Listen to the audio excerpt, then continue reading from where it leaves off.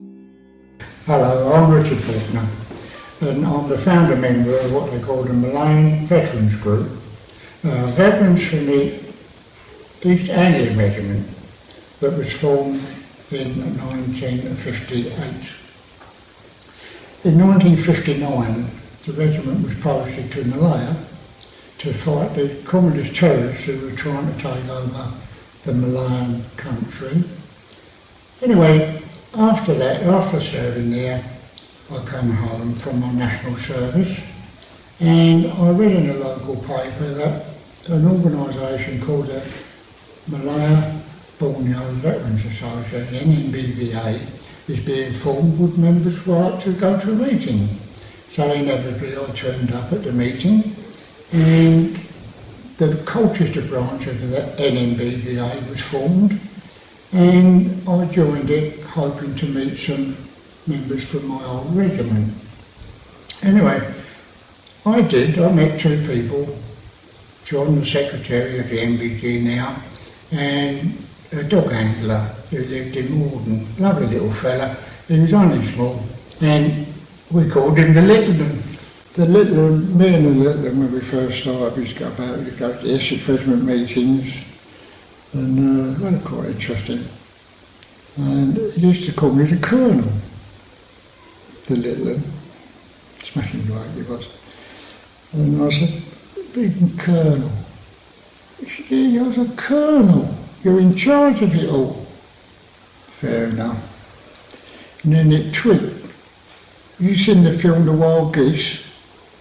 Richard Burton, what was his name? Faulkner. His name was Faulkner, Colonel Faulkner. So the Little one called me the Colonel. And when we used to go and meet other officers, they said, "Oh, this is the Colonel." And they used to think I was a bleeding officer. Yes, sir. But anyway, it was quite funny, but, you know. He said, "How about getting some more members?" I said, "Well, all right." Anyway, we put it in the paper, and we scrounged and stole stuff to get some funds. We done all manner of things, which I can't say because we might get nicked for saying them. But anyway, we acquired a few pennies, and we started the MVG, Malayan Veterans Group, in December 2007. And today we've got the grand number of 149. And we meet on two main occasions actually. We have our MVG annual reunion being held at Duxford, and we do a service on the memorial, the East Anglian Regiment memorial, on that day, and we just chat, and in actual fact we spend the rest of the day walking around the East Museum, which is nice because it didn't cost us anything to get in. But anyway, that's it really. We've been going now 10 years. I've got a military stall with all the weapons and different stuff on the stall that we show to the public, and we explain to the public that there was a 12-year war. And they look at you, 12 years? Well, yeah, 12 years. And we was on the tail end of it. And you feel like saying, "Yeah, we've done this and we've done that," but we didn't do nothing really. All we did was patrol the Thailand border and Malaya border to keep the terrorists in Thailand. Or I think it was called Siam then, but anyway, that was our job, set ambushes up on the border to keep the terrorists out of Malaya. Unfortunately, we didn't come under a lot of hassle. The main thing, in actual fact, out there was the jungle. It took some getting used to, it really did. And that's it. We done that, and then we was on a victory parade, in actual fact, at Kuala Lumpur in 1960. And on our website, the MVG website, I'm going to plug this, but there's over 1,000 photographs on our website. And if you're interested in going on that website, you can give it a try. It's all about us, all about our little group. done, what we've done, there's stories on there, photographs, there's all the information you need to know about our regiment, which was the 3rd East Anglian Regiment, which was born in 1958, and it was amalgamated with the Bedfordshire Regiment, and that we were the first battalion regiment to be formed in the East Anglian Brigade. Other county regiments followed suit and followed on, but we were the first ones in 1958. We went to Malaya on active service in 59. The battalion come home in 62. From then on, I lost interest because my only interest, or our only interest, was Malaya. The eagle is known as the Salamanca eagle, and it was captured at Salamanca in around about 1812, 1810, something like that. Apparently it was seen to be stuffed under a French infantryman's overcoat, greatcoat, and he was spotted hiding this statue. It's about that size actually, and it's a pole picks up the base part, and it's sort of it's an important thing for the French regiments. All French regiments had them.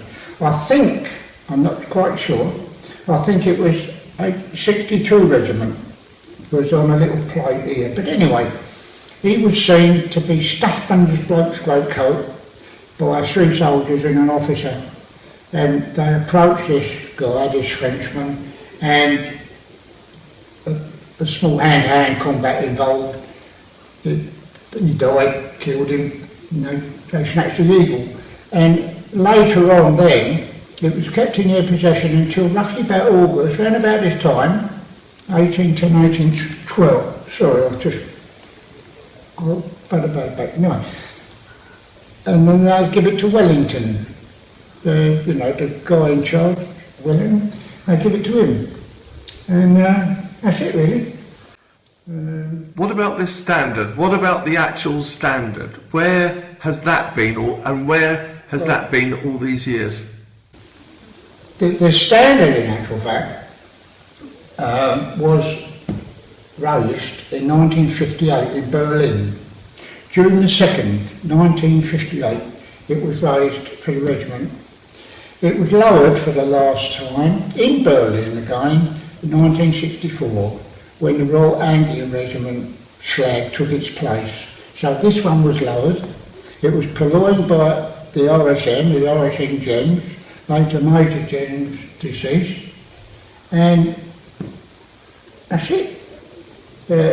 It went to Malaya with us. It went to the highest peak in Perak, and there's a photograph of one of our chaps holding it in a black and white photograph, it's only a small photograph, and he's holding it, and you can see it's this flag. So it's been about, as I say, it come down in 1964 in Berlin. RSM Gens, or I think it was RSM Gens, Mr. Gens we call it, acquired the flag, and it's been in possession. Now, it went in possession, and then he dedicated it to the Oxford Imperial War Museum at Cambridge. I got in touch with Major Gens because he was a member of our group. By the way, he was a Chindit in the Second World War. He passed away now, unfortunately, he passed away last year, but anyway, wonderful chap, and he had this flag, and within a month I got it in a parcel through the post, and I thought, blimey, this flag's lovely. So I made this box thing. It's a bit primitive, but he kept it in one piece, and it's perspex both sides, so you can see the obverse side of the standard. And it aroused great interest because this is the only one in existence, and now it belongs to the Essex Museum. That's why we're here. Other than that, I can go on for hours, but the national service part about the being called out. You were all conscripts? Most of us, yeah. Most of us were conscripts in the battalion, and there's an author Brian Davis got hold of the chap that you were talking to earlier, Mr. Howes, John Howes. He said, have you got anybody interesting? So he put me in touch with him. And John and I are in a book called The Horrible Little Man. I've got 8 pages in there of some of my experiences. I write stories and that sort of thing. If I put that on the internet, if our viewers type out "horrible little man," will it come up? Will there be a link to it? To "Horrible Little Man." Who wrote "Horrible Little Man"? Brian Davis. And you're featured on 6 pages. Yeah, and John's featured on 2. So you must be the chief horrible little man. Yeah, well, no, that's what the RSM used to say to the squaddies, you horrible little man. And that is quite a good book, and it's quite interesting. In actual fact, it's quite interesting because it covers national servicemen of the Army, the Navy and the RAF, and they've all put their own different things that happened and, you know, experiences of their national service. It's quite interesting. Lovely. And has it been a good day today for you and your comrades? Yeah, sort of. I mean, the thing is, this group, it's surprising that we've got 149 members out of approximately 1,000 men in the battalion. A lot have passed away, a lot are disabled and can't travel. I consider myself very lucky. I've got new hearing aids yesterday, I've got new teeth last month, and that's about it. But some of the members I've got in my group, or our group, they're like bloody robots. They've got false knees, false hips, some's got different answers. So I'm really lucky. I consider myself lucky to be in the condition I am. We went on an operation on 3-tonner trucks, and they dropped us off on the highway on the jungle edge. And there was a competition between the officers as to who would reach their base camp or proposed base camp for map reference, go from there to Camp A. The first one there would radio back to EPO, the Colombo camp at EPO, Northern Perak, and they would sort of win the booby prize. I don't know what they'd done, but anyway, they would win the competition.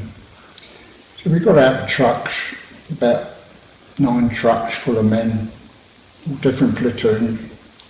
I think there was 4 platoons, and in front of us there was a massive great green area, looked like a big meadow, and I was a radio operator in the jungle, and I was the net commander of support company, so consequently I had the company commander with me all the time. So we got out of the truck, we see this big meadow, we was facing this meadow, one bunch went to the right, one bunch went to the left. Where did we go? Right through the meadow.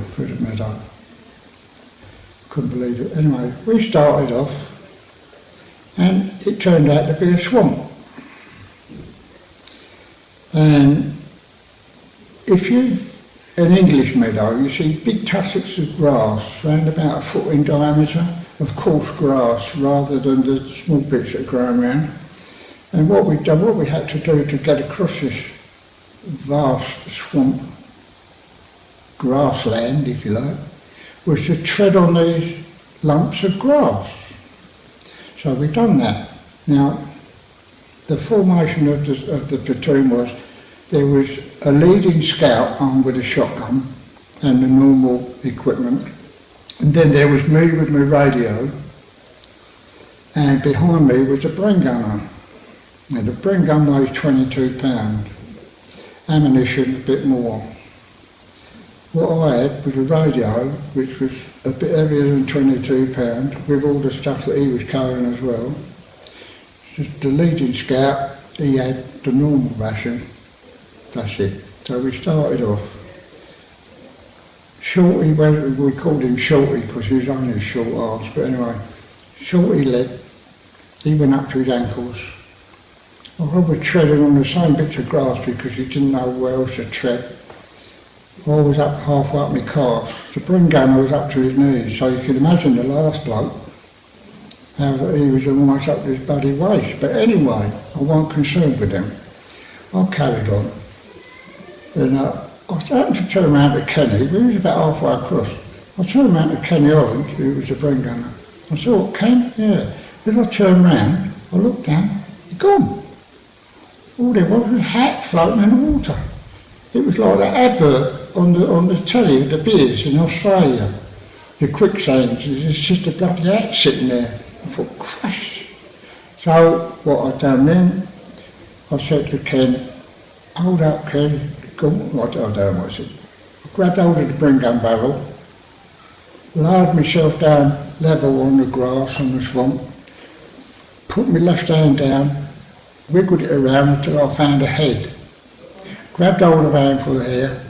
I said, "Pull us up, Ken," because I couldn't move. I'm laying down with all my equipment. Anyway, he pulled me up like a crane, or like a jib, you know, sort of thing. Pulled him up. I said, "You all right?"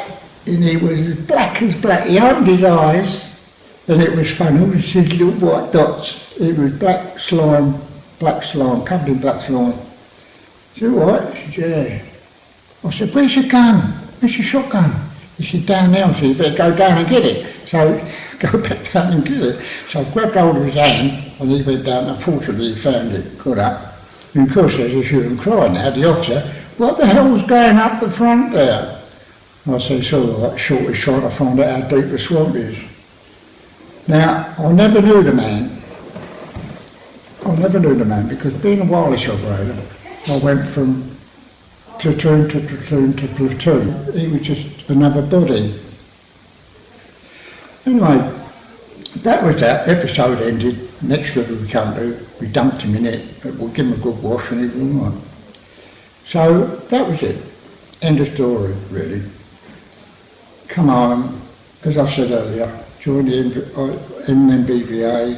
I formed the MVG of our regiment, and I've tried to find out who this leading scout was. I know he was short. Anyway, later on, the Litland, who founded the MVG with me, passed away. And he had a funeral, and there was a veteran in Hemsby, near Yarmouth. He knew of it because he was in the same group as us, he was a veteran. And he held a service in Hemsby for the Litland at the same time. So we got to know him, and my wife and I spent a lot of time at Hemsby in a holiday camp. The leading scout, or Mick Holder his name was, he was responsible for the regimental mascot, a little monkey. And that's all on the website, all the stories and that. But anyway, what happened was, he used to come to the holiday camp who was on holiday and have a chat. Now the secretary, John Dole, who's in the picture, he was going already with us. And Mick Holder said, "Oh, I'll see you at dinner time." Anyway, he used to pop down dinner times. When we were having bloody dinner, once he started talking, you couldn't stop him. You couldn't stop him talking. If he rang you up, or you had to find out an excuse to hang up because you'd be on there for days. But anyway, he turned up one day, this particular day, and John obviously everybody knew I was looking for the bloke I pulled out of the swamp, just curiosity really. Anyway, he appeared one day, I went on holiday, and he said, "Oh, I've got to go to the toilet." He said, no, we were talking in pictures. He said, "Yeah," he said, I was pulled out of the swamp or something, I've got to go to the toilet.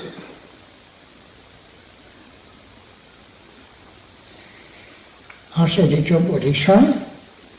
He said, "Yeah, I heard." That's it, he's in. How many years had passed between meeting him and pulling him out of the swamp?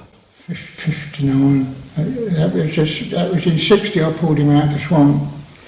And that was about 4 years ago. Why did it take so long to track him down? Didn't you ask everyone, are you the bloke that got pulled out of the swamp? No, you can't do that, can you? No, you can't. I mean, 1,000 members, not 1,000 leading scouts, but it was just curiosity on my part. We found him. Could he have died if you hadn't have pulled him out? Oh, he had no way to get up. No, of course, no. How long do you think he held his breath for? Several minutes? No, only a few seconds. I was down in like a flash. I was laid down in the water, grabbing around quick and pulled him up, so it only mattered about 15 seconds. Yeah, really? You couldn't get him him under his chin, or it was just a hair. It was like that action. Like my feet are there, and I'm grabbing hold of the bring gun barrel, and he pulled me up, and I kept my arm straight, and he just lifted him up. And you never got mentioned in dispatches? Yeah, but it was very emotional. Yeah, I bet. Had he been alone, it would have been a different story. Or had you been a bit of separation? Yeah, and he had the hat, which gave it away. Oh, yeah. Without the hat floating. No, I wouldn't have, well, I'd known he'd gone, but... Not exactly. There was bubbles and his hat sitting there, so I just reached down and grabbed it. Did you carry on the patrol? Oh, yeah, we carried on. Did you win? I don't know about win, but we done it. But as I say, the jungle was the main enemy out there. Well, there is another little story, actually. You don't want to know. Yeah, go on. Yeah. Well, we stopped for a rest somewhere in northern Malaya. And if you sat down, you needed help to get up because of your pack and the weight you was carrying that. So invariably, you just leant against a tree to have a smoke or talk or whatever, have a rest. Yeah. So anyway, I looked up and this face appeared from around this tree. I looked. I turned round immediately to the bloke behind me. I said, "Look at that, gone." He said, "What?" I said, "There was a face looking at me round the tree." He said, "You're hallucinating." I said, "No, I'm not." Anyway, I said, "Well, let's go." And we're arguing about this head that appeared round the tree. And the officer come up. He said, "What's going on?" I said, he said, "Yeah, Sidney said he see a head come round that tree." He said, "What?" I said, "You heard?" I said, "There was a head come round that tree." Well, there was a Malayan interpreter, JCLO they called him, Jungle Liaison Officer, just in case, we caught anybody or whatever. And he said, "What's going on?" So the officer said to him, "This man reckons he see a head come round a tree." "Oh yes." "What did it look like?" I said, "It was round like a coconut, no features, and it was black as black." And the JCLO said, "What was his hairstyle like?" I said, "Kyo Kate." "Pardon?" Because this guy had never heard of Kyo Kate, had he? It's just a feature in a little comic that we used to have, Kyo Kate. And the hairstyle that Kyo Kate had was like little bits like that going around the head. As you more likely know if you're that old. Anyway, he said, "That's correct." It was only because of the hairstyle that verified that I'd actually seen what I saw. And the last time that tribe was seen was during the Second World War, 1944. I was the first one to ever seen one. So that's a first. But, silly little things that you remember. That's it really. It's funny old world. And I'm glad to be alive. How old are you now? 78. Still young. I had my 21st birthday in the jungle, like most of the people of my age. if they said it was your birthday, invariably it was your 21st birthday. And the officer got to know that day and he gave me an extra rum ration, which was very nice. Because we was issued rum, being on active service, you was issued rum in the morning stand to, or dusk stand to, and the dawn stand to. And it was issued by the sergeant in the mug, you know. Did you get any candles and a cake? No, candles and a cake. In actual fact, I was walking along a track, as one does, and I said, I don't know what triggered my mind to say it was my birthday, I'm not sure. I turned around to the brother, I said, it's my bloody birthday today. Is it? I said, yeah, good, isn't it? And I looked up and there was bananas hanging there growing. So I got my matchet out, cut a hand of bananas off. I never did, no lot of bloody lumps of wood that was, but anyway, the effort was there. Yeah. How many people know where pineapples grow? That's a good question. They grow like carrots. And I tripped over a load. All the spiky leaves that are on a pineapple, that did hurt. But there was no pineapple there, they was too small to eat. But all these little things, there's spiders, snakes. Did you ever eat mangoes? Pardon? Mangoes? Yeah. Sugar cane? No. We used to come across tobacco leaves, which we'd purloined off the rack, the wooden racks, you know, lying out in the field. And I'd put the leaves on this rack for the sun to dry them. But we didn't have the knack of making cigarettes out of all these. Try to fold it up and broke up in bits, you know. But no, it's different things. Were you glad to be home? Pardon? Were you glad to go home? Yes, I was offered promotion to stay in the army, but I made my wife pregnant before I went to Malaya, so I had a baby waiting for me. So I needed to go home. Basically, that's it really. Yeah, I've had a good life, I've done lots of things. It's owed in life, in actual fact, to present this to the museum as a thank you, and hopefully the public will take note and realise that, you know, what had happened and what the flag had been through and what we've all been through in the group. Is that it?